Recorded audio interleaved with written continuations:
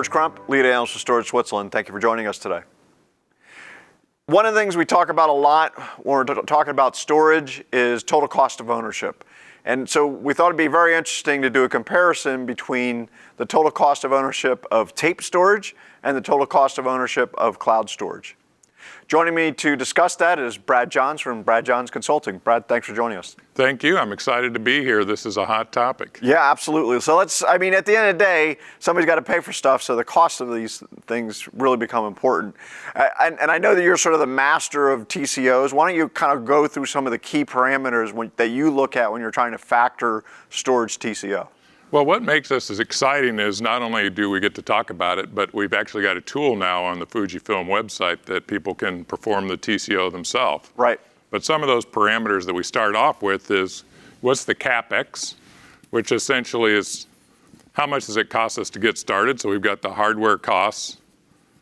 So that'd be tape library, tape drives, media itself. Exactly. Gotcha.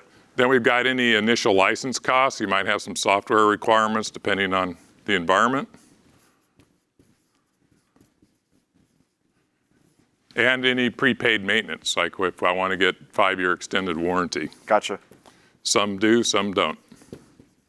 And at this point, we're just focusing, is this for both tape and cloud, or are you just focusing on tape? Well, actually, these are for tape okay. And disk, because we included disk in our model also. Gotcha, okay. The next major area is going to be the operational expense, or OpEx. Okay, and I would think that would be a little harder to figure out because it'll vary from company to company, right? Oh, absolutely. Yeah. And what makes this really interesting is we've provided some initial default variables, but the OpEx will be energy, right? We've got energy that's going to be consumed by our systems. And that'll vary state to state, country to country, right? Yeah, it certainly does. And we've put in the U.S. commercial average, but people can change that if they think they're in a lower or higher cost area. Okay, well, that's good. We also include maintenance and support. That's important. So we've got to have ongoing support for our systems. Okay. And that includes both on the cloud and on site. Gotcha. Because they both are going to require some level of support. Okay, makes sense. We've also added, and this is relatively new, we added an estimate of network costs, which are very important when we're looking at a cloud environment. Sure, so the cost to transfer data to the cloud and pull it back? Yeah, we got to have a pipe that can meet our requirements. Okay. And what's brand new that we just rolled out is an estimate of storage management cost. So what's that?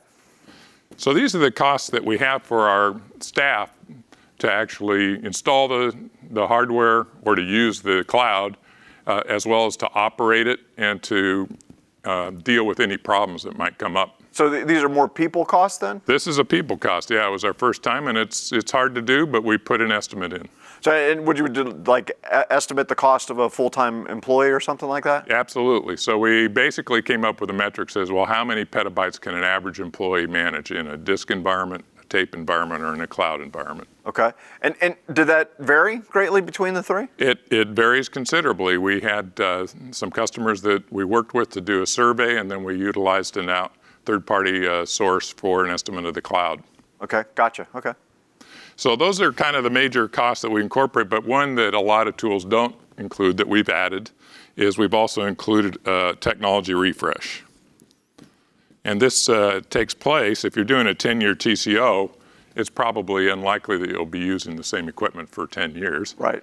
So we do in year 6, we refresh the disk system, we refresh the tape and the media. Okay, and so the primary focus there is going to be the on-prem storage alternatives, so disk and tape, and then cloud. You're assuming that's going to be the cloud guys. Yeah, the cloud guys. Yeah. They're going to refresh too, but they're just not going to show it to you. Yeah, we don't have to pay for that. They just are doing it for us. Exactly. Okay, makes sense. So we get these three areas, and then we just really to do the analysis. There's not a lot of math required. It's like how much data do I need? So it's kind of how much am I going to put into the storage system? How much is it growing? So it's our growth. And then how much do we retrieve each year? Because we need that to help calculate our cloud costs, because there's a retrieval cost associated with that. And I played with the tool a little bit because I was trying to break it because that's what I do. But no matter, I could go really small or I could go really big with it, and no matter what I did, it seemed like it came out pretty accurately. Well, I'm glad to hear that. And I didn't break it either, so that was good. Well, we did do some enhancements. We expanded the amount of storage that you can put into the model that it'll work with. So we went to 100 petabytes, which in the new hyperscale environments is now not that unusual. Sure. And so give me some feel for the parameters at the high end and low end of the numbers that you've seen. Well, typically you will find tape storage on site is going to be your least cost alternative. Typically we're seeing 70 to 80% less cost than a disk solution, and probably in the 70 to 75% less cost than a cloud solution. When you put all of this together and you look at it over 10 years, that's kind of the magnitude that you see. And where was, I'd assume some of the issues with I probably would assume both of the on-prem alternatives is the operational cost is probably higher as far as the people costs go. Is that true?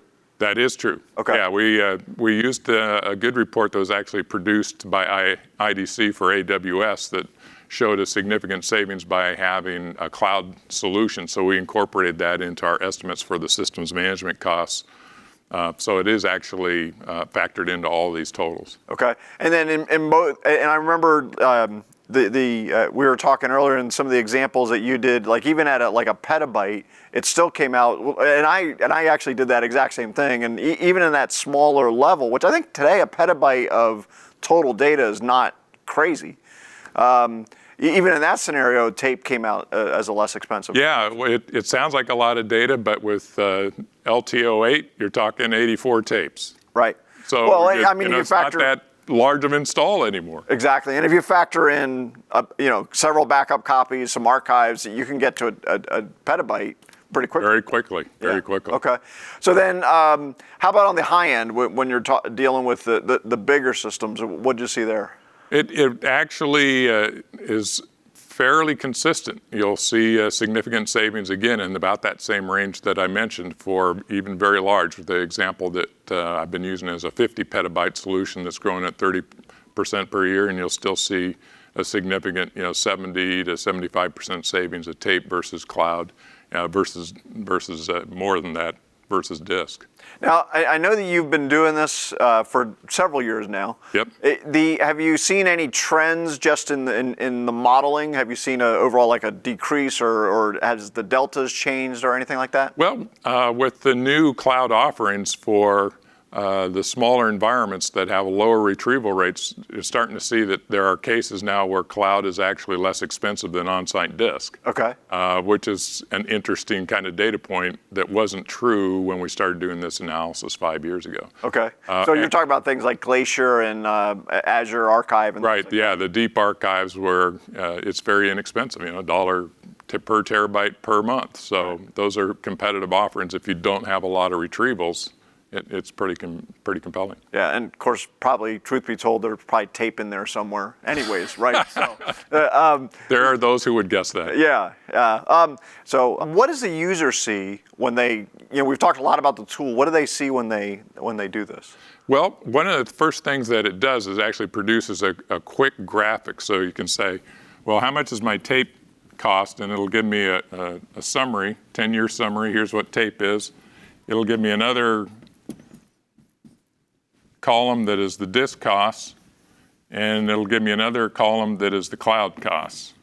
And it includes all these different components that we've touched on here, and in fact, they're broken out so you can see where the costs are being incurred in each of these different environments. And if I remember right, when I ran it, there was different shading, I'll call it, within the bar. What is all that? Yeah, that's so it'll break out. Each of these is going to be a little bit of that shading, so you can see, well, how much is the initial hardware, how much is the energy, how much is storage management. In each of these different bars will have different color codes. And I think, again, you talked a little bit about it, but I think the ability to customize the variables is huge, because otherwise you could really say, oh, well, the tool's rigged or whatever, but you can go in and customize it so it makes sense for your environment. Yeah, that's really a good point.